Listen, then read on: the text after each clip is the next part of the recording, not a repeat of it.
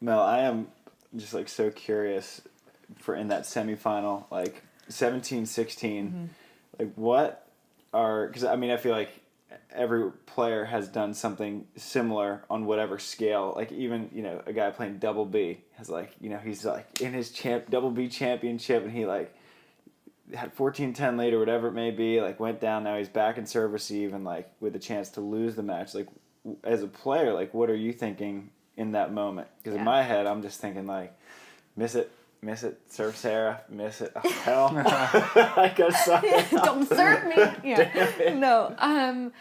It's really interesting because at 17-16 I was a lot more calm and kind of composed than I was at 13-14 and 14-14. Okay. 14-14 was a really pivotal moment for Sarah and I because I turned to her.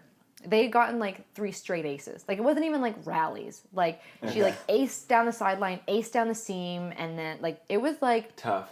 Wow. Like the 3 points went by like this. Yeah. Like there was no time to think about anything. Yeah. And at 14-14, I looked at Sarah and I was like, oh my God, I'm shitting my pants right now. Like full on, full on said it to Sarah. Like, and I think having said that is kind of also why we were able to kind of win because it brought us closer together and she was kind of able to see where I was mentally and she was able to kind of like relate to me and be like, you know what, I'm a little nervous too. Right. This is not ideal. Instead of trying to fake it and deny it. Yeah. Sometimes we're like in our head like, no, I'm not nervous at all. But then you're like, your real conscience is like, well, then what's this feeling in your stomach? Yeah, you gotta own that. Yeah, owning it, exactly. Totally. Like, vulnerability is a beautiful thing, and it's so necessary in beach volleyball because we're out there and we're an open book. Our weaknesses are exposed, and there's no one else to come in for you. Like, you gotta figure it out, just you and your partner. Yeah.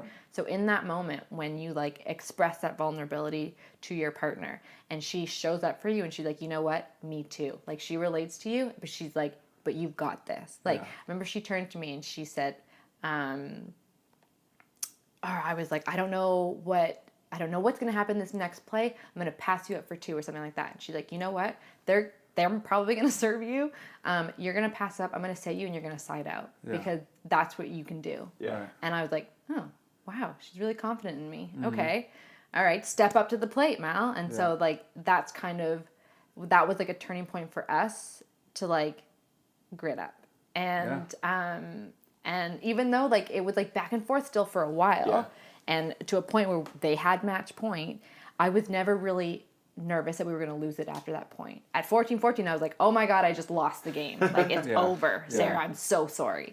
But then at like 17-16 I wasn't worried. I was like, no, I'm not worried because I know that we're going to work it out. Like we're going to be able to turn this point, we're going to side out and it's going to be ours. And that's exactly what happened 2 points later. Crazy. Which was gnarly.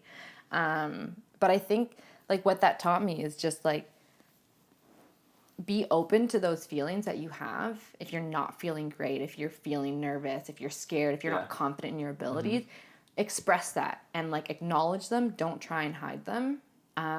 Because they happen to even the best of us. Like they happen to everybody at very important moments in your career.